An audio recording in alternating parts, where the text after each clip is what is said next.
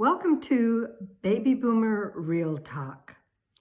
I want to talk today about some of the things that we were never told to expect once we became over 60 years old. And the first one might seem silly, but I think it's very important to most of us as women. And that is, I always heard about how when women aged, their breasts would sag. What I didn't understand until I got older was that they don't just sag, like tip a little bit. They slither underneath your skin in a race to see which one can get to your waist first.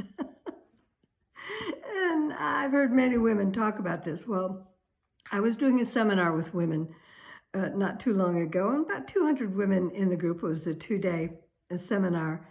And I mentioned this to the group, and one of the women raised her hand and she said, "Hey, if you want to see what it used to be like," she said, "stand in front of the mirror naked and fling your arms up into the air, jump as high as you can, and for that split second as you're coming down, they'll be right where they used to be."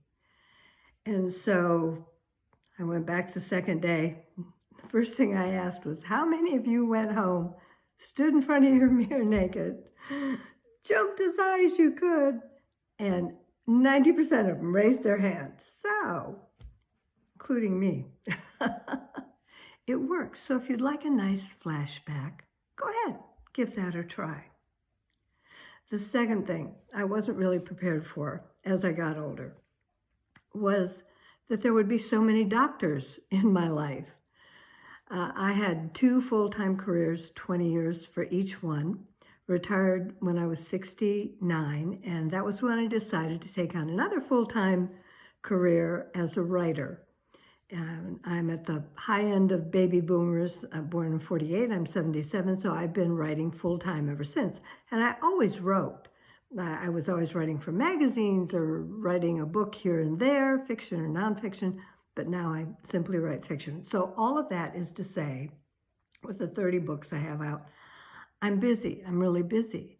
And I work at least 40 hours a week, if not more. So when all of these doctors started coming into my life, and some of you may identify with this, it is so time consuming. And I'm so grateful that we have that kind of care and that they're there, they exist. But I just hadn't planned on having to go meet one doctor or another and their assistant and to remember all their names, and the doctors retire and then their assistants move around, and I'm learning new names all the time. I mean, we have all of our lives. We've had our general practitioner, we've had a dentist, we've had an optometrist, but you add to that, as you get older, your gerontologist and your orthopedist and your physical therapist and your chiropractor and maybe a heart doctor and a cancer doctor and who knows what other kind of doctor. And pretty soon, your life is pretty full. It's a lot of names to remember and a lot of scheduling to juggle around. And so I've found that to be quite difficult. The third thing that has really surprised me as I've gotten older is how many people, and I will say younger people, generalize about us as baby boomers as if we're all alike. And we all do the same things, we all think the same things, and that's just not true. Of course, that's not true of any generation. But recently, it just seems like I've run into a lot of things on social media about how horrible we are as baby boomers. And one, for example, and there were thousands of people in this discussion talking about how baby boomers it was the me generation, and we just expect too much, and we're rude, and I don't really know anybody our age who's rude. There are some, I'm sure, but the people I know are nice folks. We were taught to be polite, and so it was all about that. And one of the threads of the conversation was how much baby boomers whine. And I looked at the whole thing and thought, wow, they're whining through the whole thing. Should I comment and say, look in the mirror? But I decided to leave it alone. And I even read one that said that that the reason, I mean, this one just cracked me up. The reason that we have so many environmental problems is because of baby boomers. And one of the things that we do, supposedly, is we all use paper napkins. And if we would just use paper towels instead, the person didn't get it, that they were both paper.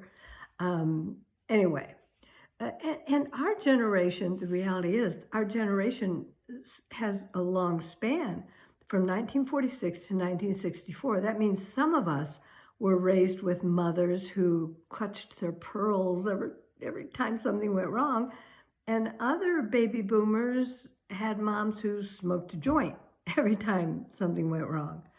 And so for anyone to clump us all together, and again, we don't want to do this with any generation, but to clump us all together and to just say, we're all alike, we all think alike, we all behave in the same way, simply is not fair. But I will admit that has not only surprised me, but disappointed me a great, great deal. So we don't like it. I don't like it when others do that to us. And of course, we want to remember not to do that to other generations as well. Until we get to know somebody we don't know. So those are the things that I didn't really understand until I started getting older. I didn't know those things were going to happen. Wasn't quite prepared for that. And if you sometime after watching this go stand in front of your mirror and do our little jumping experiment, let me know in the comments. I want to know how it goes. And I want to know what you think about these other things.